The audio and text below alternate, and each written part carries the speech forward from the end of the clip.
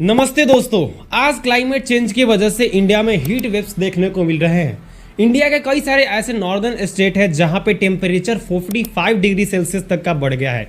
Surface temperature की बात करें तो 50 डिग्री सेल्सियस तक पहुंच गया है और इतना ज्यादा टेम्परेचर बढ़ना लोगों के लिए असहनीय है। इसी वजह से यहाँ पे इंडिया के नॉर्दर्न स्टेट में कई सारे डेथ्स भी देखने को मिले हैं। टेम्परेचर के इतने तीव्र गति से बढ़ने की वजह से इंडिया के कई सारे स्टेट में येलो अलर्ट जारी है। यहाँ तक मौसम विज्ञान ने सूचना भी दिया है कि 10:30 से 5:30 के बीच कोई भी लोग यहाँ पे घर से न निकले। तो सबसे पहले इस वीडियो में हम हीट वेव्स के बारे में समझते हैं कि हीट वेव्स क्या है।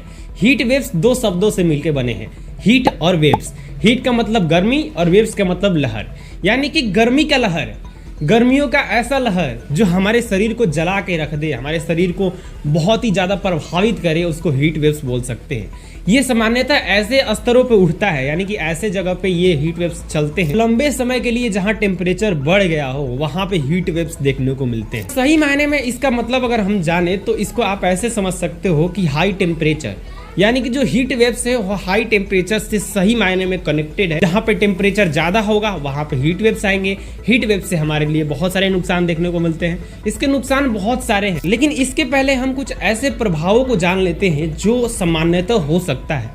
इसका प्रभाव फसलों पर हो सकता है, क्योंकि हीट वेव्स तेज़ी से चलेंगे तो फसल बर्बाद हो सकता है। फसल के सूखने का यहाँ पे डर बना रहता है। इसका इफेक्ट हमारे शरीर पे भी देखने को मिलता है। अचानक से गर्मी बहुत ही तीव्र गति से बढ़ती है तो हमारा शरीर में बहुत सारे पसीने देखने को मिलते हैं। गर्मी की वजह से प्यास बहुत ही जल्दी लगेगी, जिसकी वजह से यहाँ पे थकावट भी देखने को मिलेगा। इसके साथ हीट स्ट्रोक देखने को मिल सकता है, जिसकी वजह से कई सारे लोगों को जान भी जा सकते हैं। इसी बात से आप अंदाजा लगा सकते हो कि कितना खतरनाक है हीट वेव्स। अब यहाँ पे सवाल उठता है कि हीट वेव्स अचानक से इतना क्यों बढ़ गया, पहले तो इतना नहीं था। जहाँ इंडिया में maximum temperature 35 to 38 degree Celsius पहुंचता था, आज यहाँ पे 45 डिग्री सेल्सियस तक का टेम्परेचर पहुंच जा रहा है। मैंने वीडियो के शुरुआत में ही आपसे बोला था, हीट वेव का सीधा कनेक्शन है क्लाइमेट चेंज और हाई टेम्परेचर इंक्रीजमेंट से। यानी कि टेम्परेचर अगर बढ़ेगा तो यहाँ पे हीट वेव्स देखने को मिलेंगे और हीट वेव सीधे यहाँ पे क्लाइमेट चेंज से कनेक्टेड है। यानी कि अगर क्लाइमेट में चेंज आएंगे तो हीट वेव्स भी देखने को मिलेंगे। क्लाइमेट चेंज हीट वेव के इंटेंसिटी को काफी तेजी से बढ़ाते हैं, जिसकी वजह से ग्लोबल टेम्परेचर काफी ज्यादा बढ़ा है, जिसकी वजह से कई सारे राज्य, कई सारे स्टेट, कई सारे कंट्री में हीट वेव्स के काफी ज्यादा खतरे देखने को मिल रहे हैं। अब यहाँ पे सवाल उठता है कि हीट वेव सीधे क्लाइमेट चेंज से कनेक्टेड है, तो क्लाइमेट कैसे चेंज हो रहा है, क्लाइमेट चेंज क्यों हो रहा है इतना तीव्र गति से, क्लाइमेट में इतने ज्यादा भयानक प्रभाव की देखने को मिल रहे हैं। इसमें भी हमारा ही योगदान है। अगर मैं यहाँ से आपसे कहूँ कि क्लाइमेट चेंज में हमारा योगदान है, हम बड़ी भारी मात्रा में योगदान दे रहे हैं, क्लाइमेट चेंज को यहाँ पे प्रभावित कर रहे हैं। आप बोलोगे कैसे? क्लाइमेट चेंज को बढ़ावा देने के लिए ग्रीन हाउसेस गैस से इफेक्टेड है, यानी कि ग्रीन हाउस गैस जब तेजी से इफेक्ट करेंगी तो यहाँ पे क्लाइमेट चेंज देखने को मिलेगा। अब ग्रीन हाउस गैसेस क्या है? इतने भारी मात्रा में क्लाइमेट चेंज को इफेक्ट करने वाले 4 तरीके के गैस यहाँ पे पाए जाते हैं जो भारी मात्रा में क्लाइमेट चेंज को प्रभावित करते हैं। 4 ही गैस है, इसके साथ कई और भी गैस हैं, उनके बारे में चर्चा करेंगे। लेकिन सबसे पहले हम बात करते हैं कार्बन डाइऑक्साइड की। मोस्ट प्रिवेलेंटेड ग्रीन हाउस गैस है, यानी कि सबसे ज्यादा पर्यावरण में रहने वाले गैस। और यहाँ पे हम बात करते हैं कार्बन डाइऑक्साइड कैसे उत्पन्न होती है, तो सबसे ज़्यादा भारी मात्रा में फसल्स फ्यूल्स को जलाने में, जैसे कि कोयला हो गया, तेल हो गया, नेचुरल गैसेस हो गए, एनर्जी प्रोडक्शन हो गया, ट्रांसफॉर्मेशन हो गया, एंड इंडस्ट्रियल प्रोसेस से ये जो है काफ़ी ज़्यादा मात्रा में रिलीज होता है। ये बहुत ही बड़े मात्रा में प्रिविलेंट ग्रीन हाउस गैस है, मतलब ये लॉन्ग टाइम तक रहता है, प्रदूषण फैलाता रहता है और हमारे पर्यावरण को इफेक्ट करता है। दूसरी गैस है मीथेन, CH4। ये भी एक बड़ी भयानक ग्रीन हाउस गैस में से है, जो कि यहाँ पे हमारे क्लाइमेट चेंज को इफेक्ट करता है। और इसकी बात करें तो ये हमारे वाहनों से, ट्रांसपोर्ट से और बहुत सारे कचड़ों को यहाँ पे कंप्रेस करने से, लैंड कंप्रेसिंग से उत्पन्न होता है। यहाँ पे हम बात करें इस गैस की तो ये CO2 के मामले में काफ़ी कम समय तक हमारे पर्यावरण में रह पाता है, लेकिन ये भी काफ़ी ज़्यादा हमारे क्लाइमेट चेंज को इफेक्ट करता है। तीसरा है नाइट्रस ऑक्साइड। ये भी ग्रीन हाउस गैसेस में से एक है जो यहाँ पे हमारे क्लाइमेट चेंज को बड़े लेवल पे प्रभावित करता है। बात करते हैं यहाँ पे नाइट्रस ऑक्साइड की, तो यहाँ पे हमारे फसल फ्यूल्स और सॉलिड वेस्ट को कंबंशन करने पे यहाँ पे उत्सर्जित होता है। इसके साथ एग्रीकल्चर वेस्ट को मैनेजमेंट करने में और कई सारे इंडस्ट्रियल एरिया से भी ये गैस रिलीज होती है।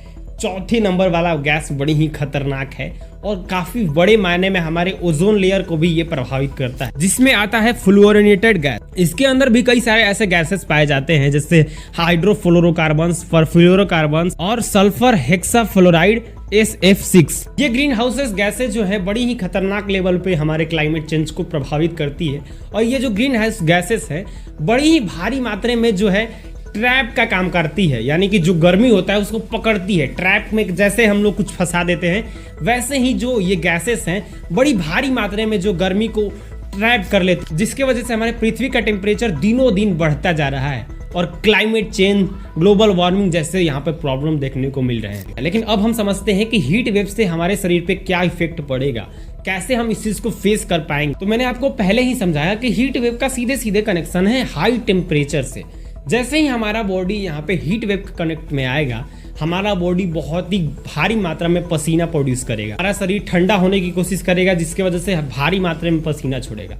लेकिन यहीं पे एक बड़ी प्रॉब्लम देखने को मिलती है, अगर यहाँ पे आपको पानी की कमी हो गई तो आप भारी मात्रा में यहाँ पे हीट स्ट्रोक के शिकार बन जाओगे। नॉर्मली अगर हम यहाँ पे बात करें तो 41 डिग्री सेल्सियस से भी अधिक का टेम्परेचर भारी यहाँ पे नुकसान पैदा कर सकता है, भारी परेशानियां देखने को मिलती है। चलिए कुछ ऐसे ही परेशानियों पे हम नजर डालते हैं। सबसे पहले डिहाइड्रेशन यहाँ पे देखने को मिलेगा। गर्मी से जो पसीना आपका तेजी से आपके शरीर से निकल रहा है उसकी वजह से आपके जो शरीर है उसमें पानी की कमी देखने को मिलने लगेगा, आपको तेजी से प्यास लगने लगेगा और चक्कर आने जैसी समस्या यहाँ पे शामिल है। दूसरा यहाँ पे हीट क्रैम्प्स देखने को मिलेंगे, इसकी वजह से आपके जो मांसपेशियां है सिकुड़ने लगेंगी। तीसरा हीट एग्जॉम्पशन देखने को मिलेगा, हीट की वजह से आपके शरीर में थकावट देखने को मिलने लगेगी। इसके साथ कई सारी बीमारियां जिसमें भारी पसीना, कमजोरी, चक्कर आना, सिर दर्द, मतली और तेज दिल की धड़कन होने की संभावना हो सकती है। यह तब होता है जब यहाँ पर शरीर खुद को मतलब ठंडा करने की कोशिश करता है और आपके पास भारी मात्रा में पानी अवेलेबल नहीं रहता है। इतने सारे प्रॉब्लम आपको फेस करना पड़ सकता है अगर आप हीट वेव्स के कनेक्ट में आ जाओगे। लेकिन यहाँ पे कई सारे और भी फैक्टर है जो काम करते हैं। यहाँ पे हम बात करते हैं एज के बारे में। एज आपका 51 से ज़्यादा है, 51 या 55 से ज़्यादा है तो आपको बहुत ही गंभीर प्रॉब्लम देखने को मिलेगी, क्योंकि अगर आप 55 से आप ज़्यादा के हो गए हैं तो आपको टेम्परेचर सहने की आदत जो है कम हो गई होगी। मतलब आप ज़्यादा ज़रूरत से ज़्यादा टेम्परेचर आप सह नहीं सकते, इसलिए आपको जल्दी प्रॉब्लम देखने को मिलेगी। अगर आप यहाँ पे 55 के हैं तो 42 डिग्री सेल्सियस तक में टेम्परेचर जो है आप आराम से झेल जाओगे, आराम से फेस कर जाओगे। लेकिन अगर आप कहीं किसी तरीके से कमज़ोर हो, किसी तरीके का अगर आपको बीमारियाँ हैं तो आप इस तरीके की गर्मी को बर्दाश्त नहीं कर सकते, आपको हीट स्ट्रोक आसानी से लग सकता है। अब यहाँ पे हम समझते हैं कि हीट वेव से कैसे बचा जा सकता है। अगर कोई भी बीमारियां हो या भी कोई भी चीजें हैं उनसे बचने के भी उपाय होते हैं अगर उनसे खतरा होता है तो। अब यहाँ पे हम बात करते हैं कि कैसे हम हीट वेव से सेफ रह सकते हैं। यहाँ पे हम 2 लेवल सेफ्टी की बात करेंगे। सबसे पहले सेल्फ सेफ्टी। सेल्फ सेफ्टी में हम यहाँ पे बात करते हैं avoid using work in sunlight. यहाँ पे गर्मी अगर अत्यधिक है तो आप जो सूर्य की रोशनी में काम करना बंद कर दीजिए, रोक दीजिए। यहाँ पे कीप वाटर कंसिस्टेंसी, यानी कि आप यहाँ पे पानी अच्छे से लेते रहिए। इसके बाद हम बात करते हैं यूज ए ग्रीन रूफ कवर। ये एक तरीके का जो है कवर होता है जो आप छत के ऊपर रख सकते हो, मतलब छत के टॉप पे, जिसकी वजह से नीचे जो आपका रूम है इसका टेम्परेचर आसानी से रिड्यूस हो जाएगा, जिसकी वजह से आप गर्मी से छुटकारा पा सकते हो। इसके बाद हम बात करते हैं यहाँ पे मिट्टी के बर्तन यूज करने के, क्योंकि यहाँ पे गर्मियों में पानी जो प्लास्टिक की बोतल होते हैं उनमें काफ़ी ज़्यादा पानी गर्म हो जाता है, तो यहाँ पे मिट्टी के बर्तन प्रयोग करने की ज़रूरत है। इसके बाद हम बात करते हैं यहाँ पे कि अगर आपका एज यहाँ पे 50 से ज़्यादा है तो आपको 10:30 से यहाँ पे 5 बजे तक घर में रहने की ज़रूरत है। अब यहाँ पे हम बात करते हैं इन्वायरमेंट लेवल पे। अगर आप कुछ बड़ा सोच रहे हैं तो आप अपने पर्यावरण को भी बचा सकते हैं। सबसे पहले हम बात करते हैं यहाँ पे प्लांटिंग ट्री, मतलब बड़ी भारी मात्रा में पेड़ लगाने की ज़रूरत है। दूसरा है अवॉइड ट्री कटिंग। तीसरा है स्टॉप यूजिंग फॉसल्स फ्यूल्स। यहाँ पे फॉसल्स फ्यूल्स को कम से कम यूज़ करने की ज़रूरत है।